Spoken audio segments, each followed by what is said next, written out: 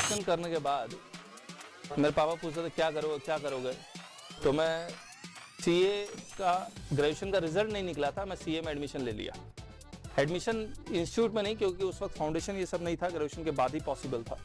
तो मैं एक सीए के यहाँ काम करता था कलकत्ता में।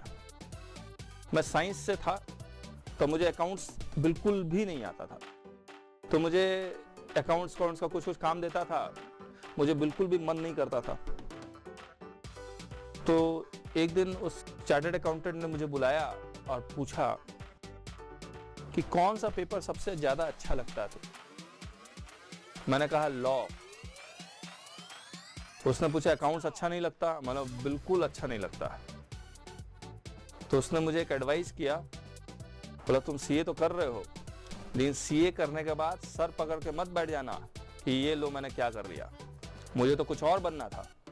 तो मैंने अपना सीए का लाइन चेंज करके वैसे लाइन में ढूंढने की कोशिश करने लगा, वैसा कोर्स ढूंढने की कोशिश कर रहा जिसमें लॉ बहुत सारा पढ़ना होता है।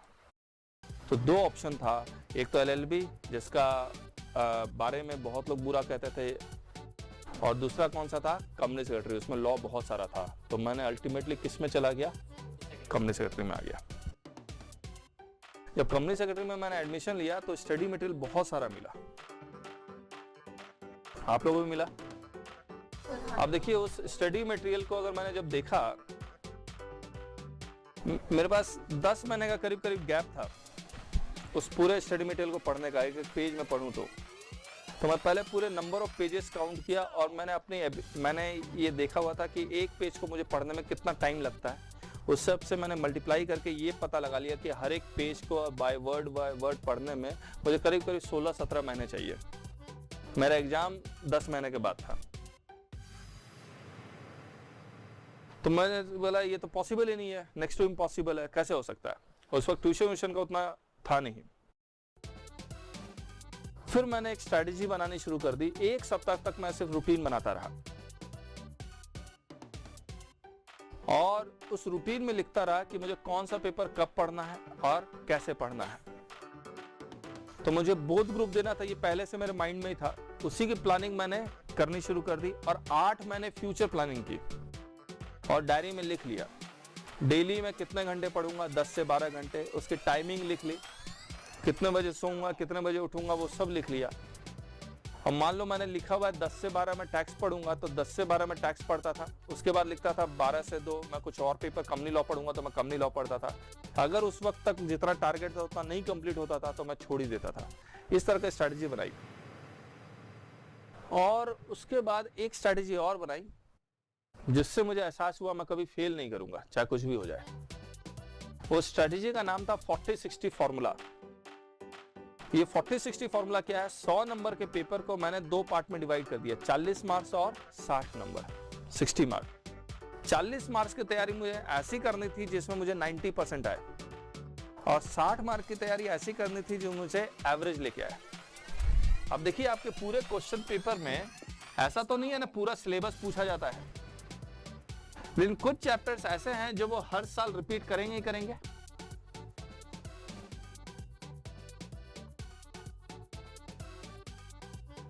तो उसी पैटर्न में मैंने उसको डिवाइड कर दिया, 40 मार्क्स और 60 नंबर। कौन सा चैप्टर 40 मार्क्स में है, कौन सा चैप्टर 60 नंबर में है, ये तो एनालिसिस से ही पता लगेगा, या तो अब आपके टीचर बताएंगे या फिर आप खुद एनालिसिस करोगे तब पता लग जाएगा। मुझे 40 नंबर में पेपर जब मैं दे रहा था तो मुझे वो 40 नंबर ढूंढना था, 40 मार्क्स किसमें है, और मुझे इसमें कितने लाने थे, 90%। कितना आएगा, 36।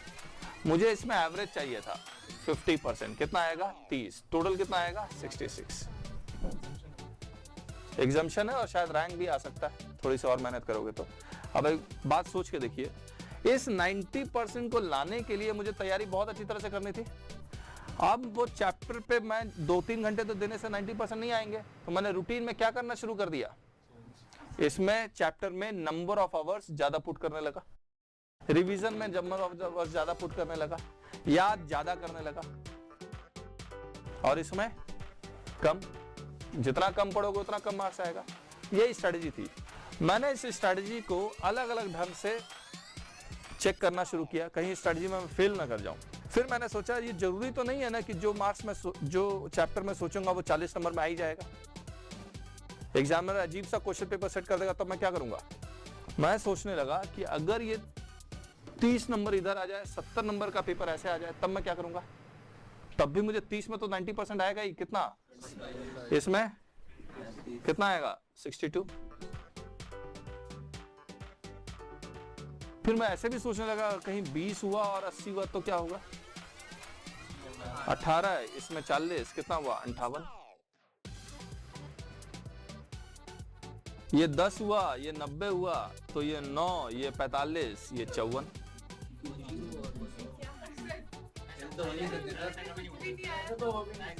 ठीक है, इसमें से कुछ भी नहीं आया तो इसका मतलब आपने स्ट्रेटजी गलत बनाई है। ऐसा तो हो नहीं सकता। देखिए मैं और भी कुछ सोचने लगा। मतलब 40-60 का फॉर्मूला अब समझिए। 40 में मुझे 90% लाना है, यानी कि लिखना ऐसा है कि एग्जामिनर मुझे 90% दे, लेकिन जरूरी नहीं है दे, हो सकता है 80% दे। 32, 30, 62। मुझे अगर वो 70% भी देता है 40 में तो कितना आएगा 28, 30, 58।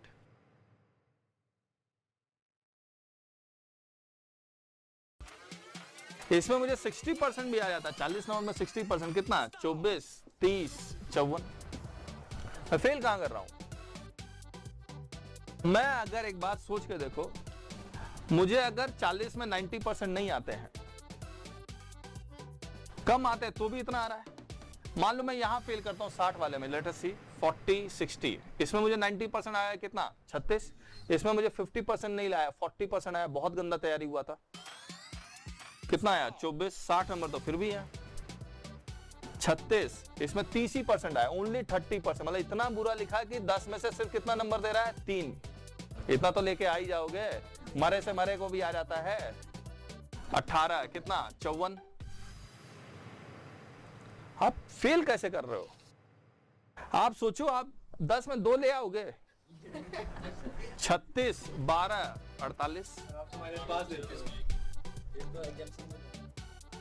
मतलब आप किस एंगल से। मैं ये भी सोचने लगा सर मैं कुछ छोड़ देता हूं। मान लो मैंने कुछ चैप्टर छोड़ दिए जो कभी नहीं है, जैसे मैंने एक्स्ट्रा टॉपिक्स तो बनाए ही है ना, इसीलिए बनाया है। एक्स्ट्रा टॉपिक्स आप छोड़ सकते हैं। मान लो उससे क्वेश्चन आ भी जाता है, 7 में से तो 6 ही करने पड़ते हैं, तो छोड़ दो। बाई चांस उसके बावजूद आपको 5 नंबर या 10 नंबर का क्वेश्चन में आप लिखे, आपने सिर्फ 90 नंबर का अटेम्प्ट किया है, तो क्या होगा 40, 50, 10 में तो आया ही नहीं। इसमें 90%, इसमें एवरेज, तो भी तो 61 है।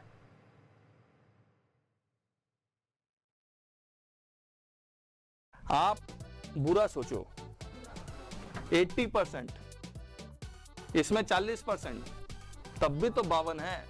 आप 90 में 52 लेके आ रहे हैं। 40 में 90% में नहीं, कितना लाना है 80%, 32। 50 में एवरेज कितना 25, 30 और 20 कितना होता 52। अब फेल कहां कर रहा है। फेल कब करता है पता है आप, जब स्टूडेंट 100 में 100 लाने की कोशिश करता है। और कैसे करता है 100 में 100 लाने की कोशिश, बोलता है हर एक चैप्टर को अच्छी तरह से करके जाऊंगा। जरूरत नहीं है, वही बताया, इसीलिए एक्स्ट्रा टॉपिक्स मैंने अलग किया है। हमने एक्स्ट्रा टॉपिक्स बनाए इसलिए था क्योंकि ये स्ट्रेटजी मेरे दिमाग में शुरू से थी as a student life.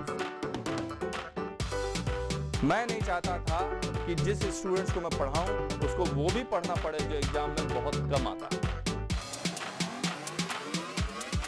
Knowledge के लिए मैं पढ़ाऊंगा तुम्हें, नॉलेज के लिए मैं पढ़ाऊंगा। जब आपका पूरा सिलेबस खत्म हो जाएगा, ये 90 नंबर का पूरा खत्म हो जाएगा ना, तब मैं 10 नंबर पे दूंगा। और उसमें मैं कह दूंगा कि ये 10 नंबर पे ज्यादा ध्यान मत देना। कुछ स्टूडेंट्स कहते नहीं सर मैं 10 नंबर के कारण फेल हो गया, तो उसी लायक हो तुम। 90 पे ध्यान नहीं दिया, 10 पे ध्यान दे रहे हो तो फेल ही हो गए। मैक्सिमम स्टूडेंट्स की स्ट्रेटेजी में प्रॉब्लम है। मैक्सिमम स्टूडेंट्स पागलों की तरह पढ़ता है, उठाया घर में किताब और पढ़ना शुरू कर दिया। स्ट्रेटेजी नहीं है, रूटीन नहीं है, प्लानिंग नहीं है।